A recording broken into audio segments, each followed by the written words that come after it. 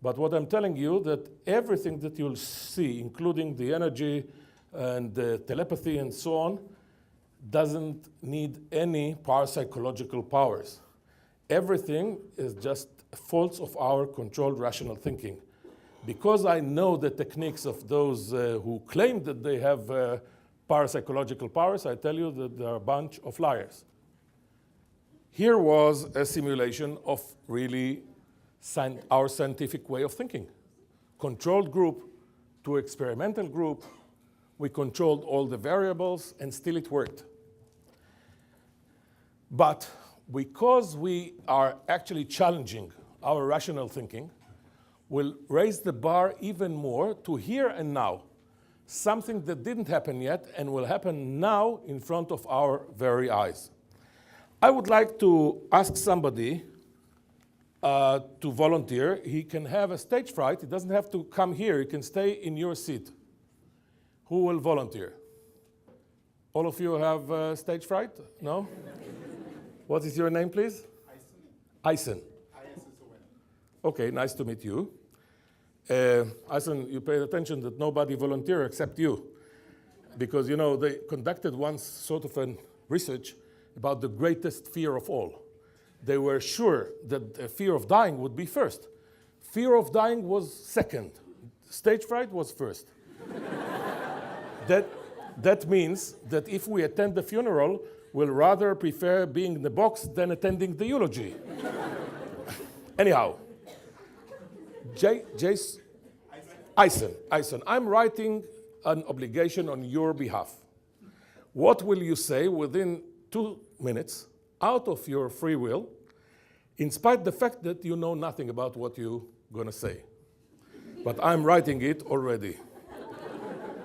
Okay? Eisen, this is the obligation and the prediction.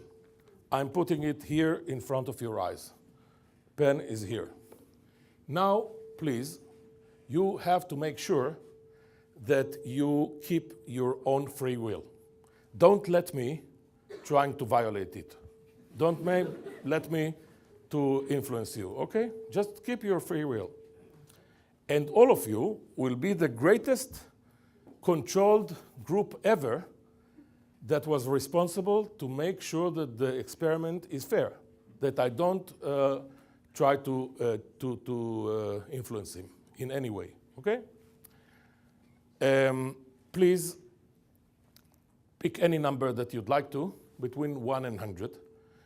But before that, I would like you to pay attention to the point that maybe there are some automatic fixational numbers like 100, easy numbers like 10 or 1.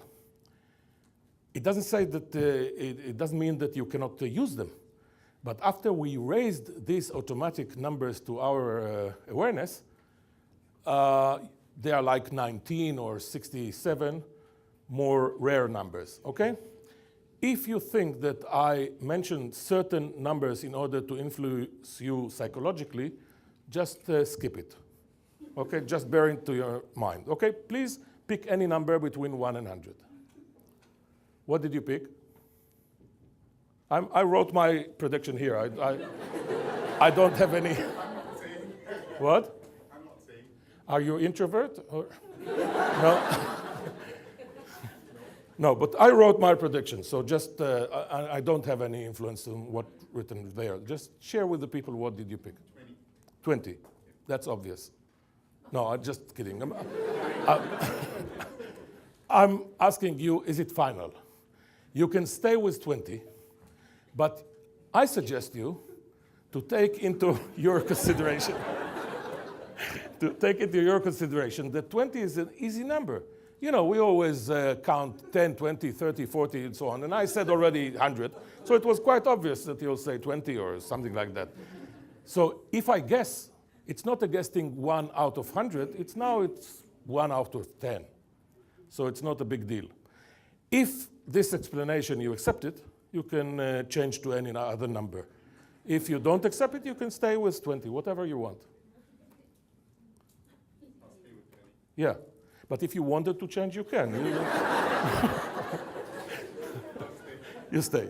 Because you have a lot of friends here you can consult or no? You're sure about it? Okay. What the controlled group thinks. Is it fair? If somebody of you have some kind of suggestion to change or to stay with the number that he picked, please speak out loudly, but the final decision, you are the one that decided, okay? I saw somebody there that want to say something, no? Is it all right? Okay.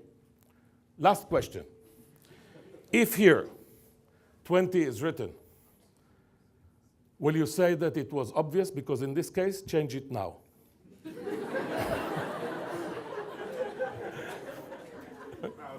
You'll stick, okay.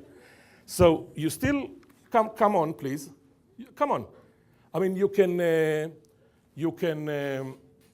change it also now. Some of you see that I don't try it in the last minute, okay? Please, Jason, I don't know, Ison, Yep. Speak out loudly all the prediction. Start here, okay? Okay, I predict that you will say, as if of a free will, but with no choice, the number 20. Thank you. Thank you. First of all, no, that was applause for me, but now applause to him because he was courageous enough to, okay. Give him a big round of applause. Okay. So, what is the common denominator of all the three examples that we started with? It was not a magic show. I wouldn't come from Israel just for this matter, and you won't pay all what you pay in order to have a magician here. Here was sort of a simulation and challenge on our control thinking, and the more we raised the bar, it still worked. And the more we raised our awareness of the necessity of control thinking, it didn't help. But the real common denominator is that if I revealed the secrets behind these demonstrations, you would have been very disappointed. But because I don't reveal, you are stuck with your frustration.